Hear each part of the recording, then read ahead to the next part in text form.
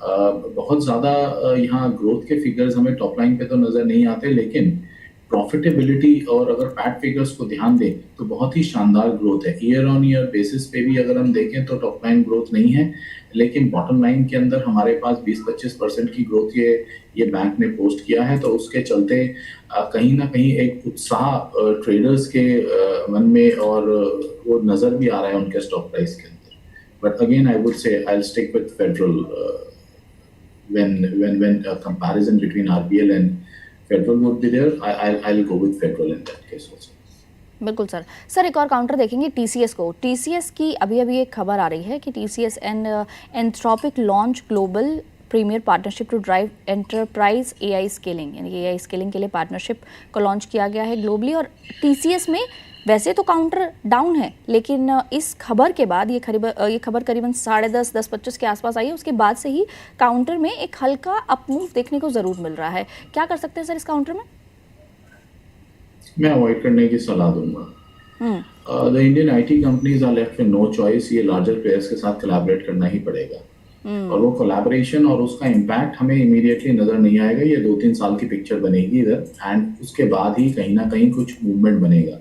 तो IT space, खासकर ये जो बड़े दो दिग्गज आईटी स्पेस है, वो उन्हीं निवेशकों के लिए हैं जो 2-3 साल का व्यू पॉइंट रख रहे हैं। अगर आप उम्मीद कर रहे हैं कि यहाँ से कोई यू टर्न या कोई चमत्कार हो जाएगा, आई एम सॉरी टू से ऐसा कुछ नहीं होने वाला इंडियन आईटी स्पेस के अंदर। Nothing is gonna reverse very quickly, it is a long term story. दो और स्टॉक्स हैं सर, एक अडानी एंटरप्राइजेज और दूसरा भारती एयरटेल। ये दोनों भी आज निफ्टी के टॉप गेनर्स में शामिल हैं। इन दोनों में से कुछ पसंद है आपको? बिल्कुल पसंद है। भारती एयरटेल हमारे टॉप ऑफ द चॉइस का स्टॉक रहा है एक लंबे अरसे से। मैं पहले अपने व्यूज देने से पहले एक डिस्क्लेमर देना चाहूंगा कि ऑफ लेट हमने भारती एयरटेल में एक रिकमेंडेशन भी इशू किया था with a buy rating on the stock with a price target of 2456, लगभग 35-36% का अपटेक। भारती एयरटेल में कई सारे पॉइंट्स हैं जिसके चलते हमें अच्छा लगता है।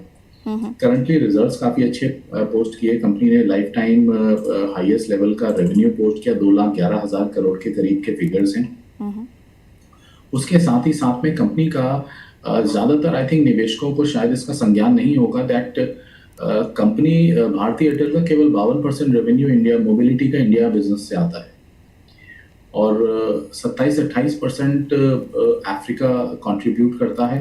और उसके अलावा उनका जो डीटीएच बिजनेस है फिर वो कंट्रीब्यूशन है। इंडस टावर बिजनेस लगभग 2.6% है। तो what I am trying to say is यहाँ से ये clearly a well diversified business lineup है। देयरफॉर हमें इसमें काफी कंफर्ट मिलता है even at the current stressed situations, because कहीं ना कहीं अगर हम इंडिया जैसे बड़ी कंट्री को देखते हैं, उसके अंदर अगर हम मोबिलिटी की बात करते हैं तो ओवरऑल मेजरली चलते हुए दो ही प्लेयर्स हैं, that is Bharti Airtel and Jio. उसके अंदर अगर क्लियर कट लिस्टेड एंटिटी की बात करें तो भारती एयरटेल आता है। Vodafone Idea is struggling at the moment. Of late कुछ कुमार मंगलम बिरला के वापसी आने से, कैपेक्स को मंजूरी मिलने से इसके अंदर कुछ तेजी जरूर बनी है। एजीआर ड्यूज पे भी थोड़ी रियायत मिली है, उससे भी ऑप्टिमिज्म है, लेकिन वो कब तक चलेगा, कितना चलेगा, that is a question mark. Therefore अगर हमें प्ले करना है for the India telecom story, I think we are left with one choice which is a brighter one indeed. 257 का ARPU लेवल है इस कंपनी का, which is highest among the sector, और वो हर क्वार्टर में निरंतर ग्रोथ बढ़ती चली जा रही है। So we are very much optimistic on the company. Gaurav sir, हमारी दर्शकों की ओर से सवाल आया है, ये टीटी के प्रेस्टीज और फिजिक्स वाला पर आपकी राय जानना चाहते हैं। पहले टीटी के प्रेस्टीज देख लेते हैं। एक स्मॉल कैप कंपनी है और बिजनेस लाइन की अगर बात करें तो किचनवेयर से संबंधित चीज़ें ये बनाते हैं। टॉप लाइन ग्रोथ सस्टेन है, मेंटेन कर रहा है कंपनी। मार्जिन्स के ऊपर प्रेशर निरंतर हमें पिछले 2-3 क्वार्टर्स से नजर आ रहा है। आई थिंक वो हायर मेटल प्राइस के चलते वो क्लियर कट इम्पैक्ट है। जब तक company reasonably price pass on नहीं करेगी तब तक ये दिक्कत यहाँ बनी रहेगी। साथ ही साथ में अभी ये भी मुझे डीप डाउन देखना पड़ेगा इनका एडवर्टाइजमेंट एक्सपेंडिचर कितना टोल डालता है इनके बुक्स के ऊपर। नेट प्रॉफिट की बात करें तो वो भी रीजनेबल साइज पे बना हुआ है। अभी 10% की year on year growth post की है कंपनी में और पिछले साल के कंपैरिजन में लगभग 40 से 45% का पैट में अपटेक है, बट वो डिक्लाइनिंग फेज में चल रहा है। कुछ कंसर्निंग एलिमेंट्स जरूर हैं, तो मैं क्लियर कट एग्जिट भी नहीं बोलूंगा यहाँ पे। होल्ड की सलाह रहेगी, एक स्टॉप लॉस जरूर ले लें, 500 रुपए का साइकोलॉजिकल लेवल है और वही पिछला सपोर्ट भी था। So hold with the stop at 500। दूसरा आपने स्टॉक्स बोला फिजिक्स वाला, रिसेंटली लिस्टेड कंपनी है, we do not have much of a data, उथल पुथल चलती रहती है इस कंपनी के अंदर। फाइनेंशियल फ्रंट पे बात करें, फाइनेंस भी इसके काफी ज्यादा वॉलेटाइल हैं। ओवरऑल ठीक है, नथिंग टू बैड ईदर, साल दर साल ग्रोथ हमें नजर आती है इस स्टॉक के अंदर, but I prefer to stay away, मैं अवॉइड की सलाह दूंगा इसमें।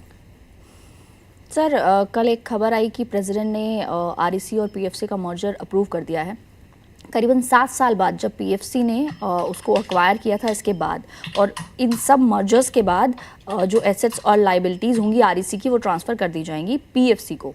तो ऐसे में क्या जो निवेशक हैं उनको इसमें अभी निवेश करने की सलाह होगी कि इस वक्त उसमें एंट्री लें, या अभी फ़िलहाल और वेट करना चाहिए कि आगे की डिटेल्स कैसे आती हैं?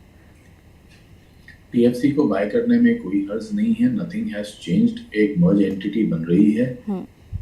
मंजूरी ही बस अभी मिली है, लेकिन इसके चीज पे क्लैरिटी तो बहुत पुरानी है Mohini. So this is nothing new that has surfaced, केवल एक क्या कहते हैं ठप्पा लगा है बस इस पे आगे की। अब अभी आगे की डेट्स आएंगी, फिर सारा अमाल्गमेशन प्रोसेस चलेगा, मर्जर प्रोसेस चलेगा। It is still a long route ahead.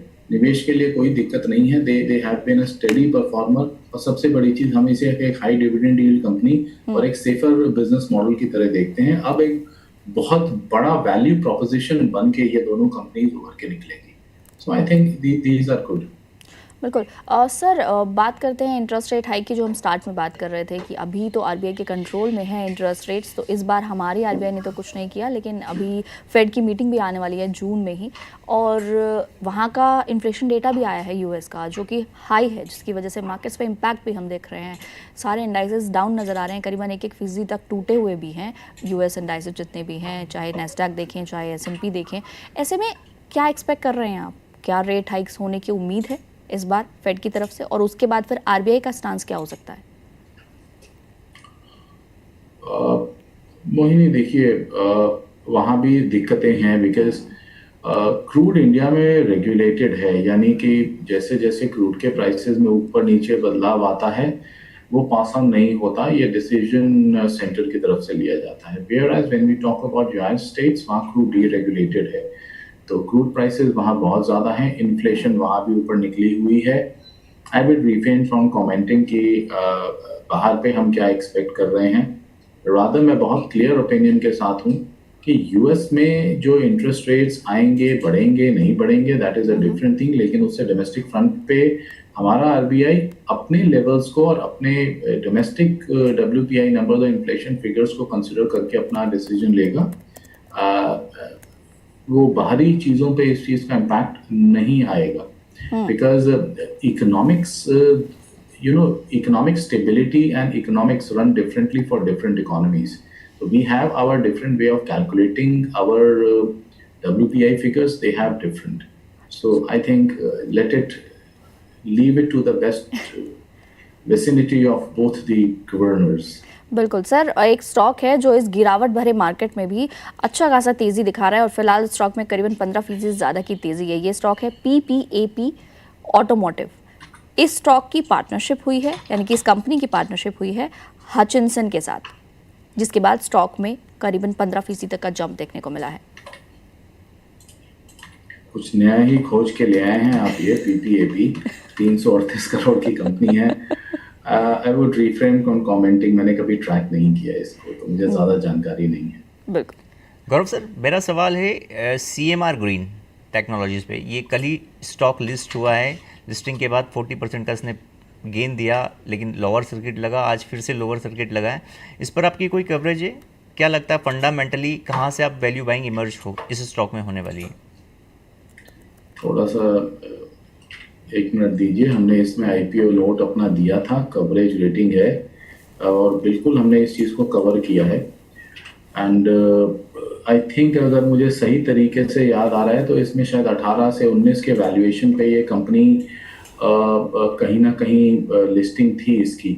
Therefore in valuations पे कंफर्ट है, इसमें कोई दो राय नहीं है, और इसीलिए हमने सब्सक्राइब का रेटिंग दिया था फॉर CMR ग्रीन।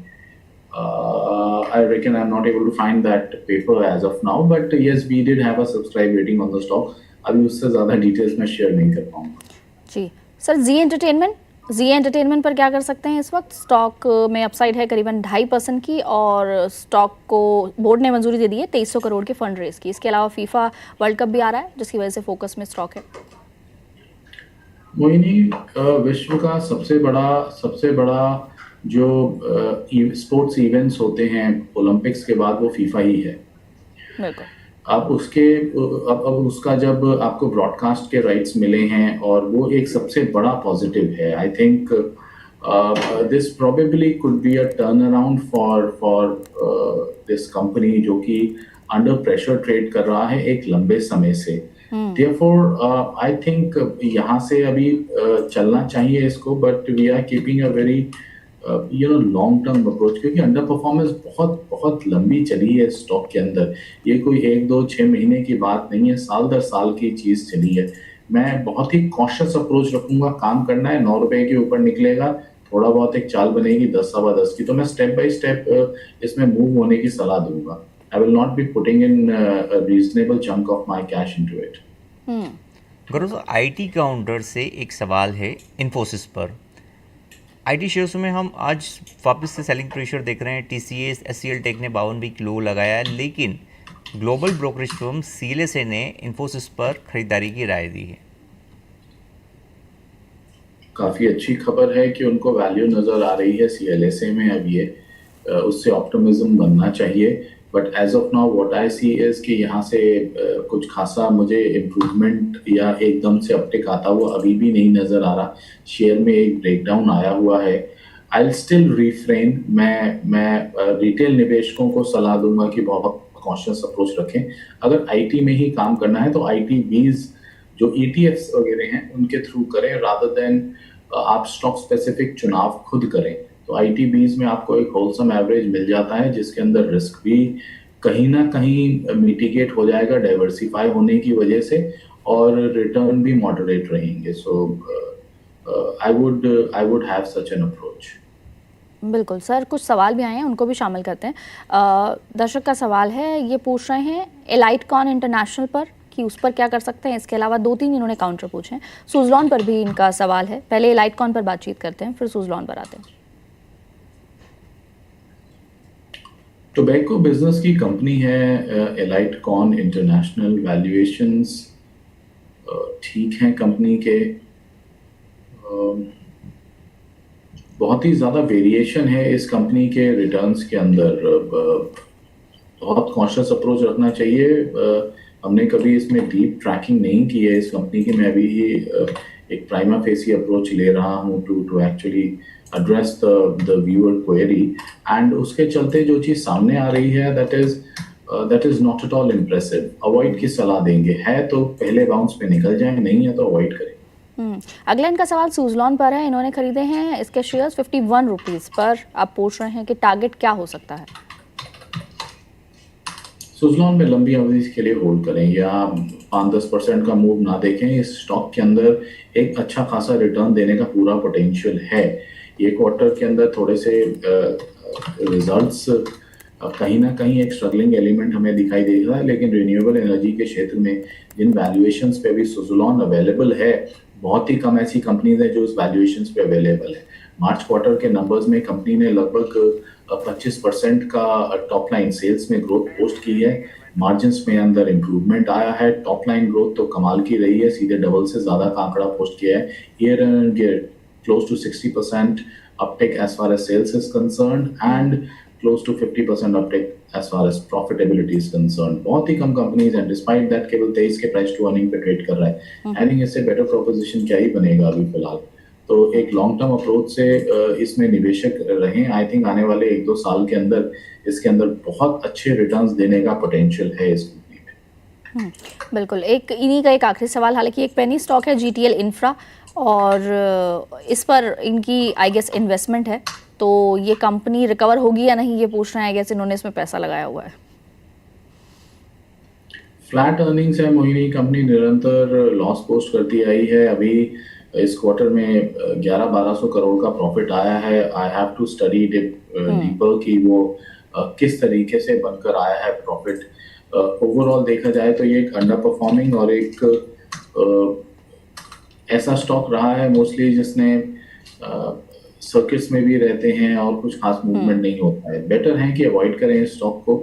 आप अगर प्रॉफिट में है तो अपना प्रॉफिट बांध के स्टेबल स्टॉक्स, स्टेबल कंपनीज की तरफ निवेश करें। बिल्कुल सर, और इस मार्केट में आपकी क्या पिक्स रहेंगी? भारती एयरटेल मैंने एक चीज सोची थी, वो ऑलरेडी हम उसके ऊपर क्लियर कट डिस्कशन कर चुके हैं। जी। उसके अलावा सिटी यूनियन बैंक हमें पसंद आ रहा है, वो देख सकते हैं। फेडरल बैंक हमने डिस्कस किया। वो फार्मा स्पेस से जो चीज़ हमें पसंद आती है, मैंने उस समय स्टॉक के नाम नहीं बताए थे। हमारे व्यूअर्स टोरेंट फार्मा की तरफ कंसिडर कर सकते हैं। टोरेंट फार्मा में अच्छी जान नज़र आ रही है। फॉर्मेशन बहुत ही बढ़िया है। क्लियर कट अपटिक चलता चले आ रहा है। रिजल्ट्स फ्रंट पे भी टोरेंट फार्मा में हमें खासा कंफर्ट मिलता है। स्लाइटली एक्सपेंसिव ज़रूर है, लेकिन जिस तरीके से कंपनी निरंतर रिजल्ट्स पोस्ट कर रही है, स्पेशली ये मार्च क्वार्टर के रिजल्ट्स काफ़ी इंप्रेसिव रहे हैं। टॉप लाइन ग्रोथ बहुत ही शानदार रही है। बॉटम लाइन पे थोड़ा स्ट्रगल ज़रूर है।